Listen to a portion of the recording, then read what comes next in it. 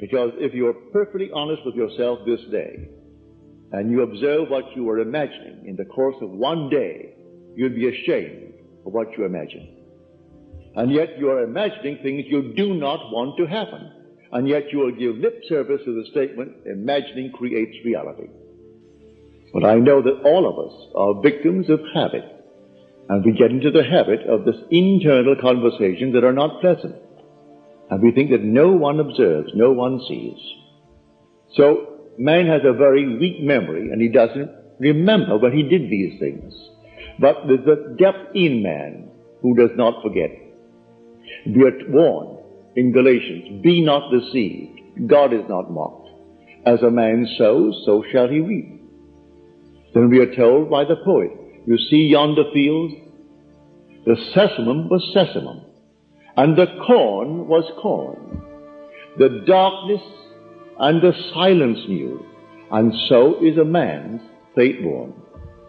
So you don't recognize your own harvest, but it couldn't make a mistake.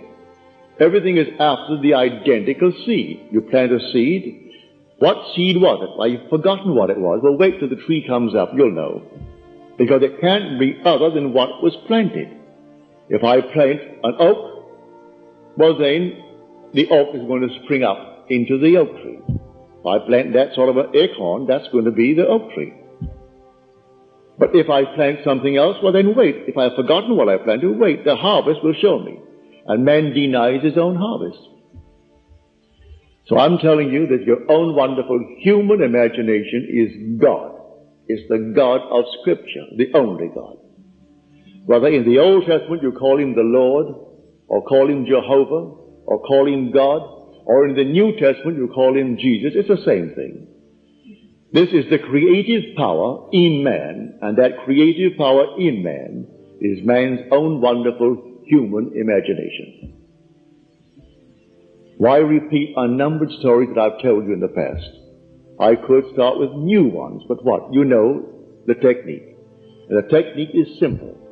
If all things are created out of man's human imagination, well then let him start imagining what he wants to be. And if he does, success will follow him. But in the meanwhile, try to prune the plant by observing what I'm imagining in the course of 24 hours. It becomes a habit. Then the next day, I do a little bit better. The third day, better still. By the end of a week, I am in the habit now of watching what I'm imagining. And don't wait, instantly prune it. Stop it. Stop imagining. Don't indulge yourself. I have heard people say to me, but just one more second. It's such a pleasant thing to tell him off. And so in his mind's eye, he is telling off someone, all in his imagination, knowing he's going to reap the fruit of it. Now, if you know that, you aren't going to simply spend an extra 5 seconds of precious time in finishing that emotion, stop that emotion, and get on a new trend. And then you prune the plant. And finally that plant's going to reward you with clean, full clusters because you wisely wounded it. And then you keep that vine going, and the vine will pay enormous dividends. I know from experience.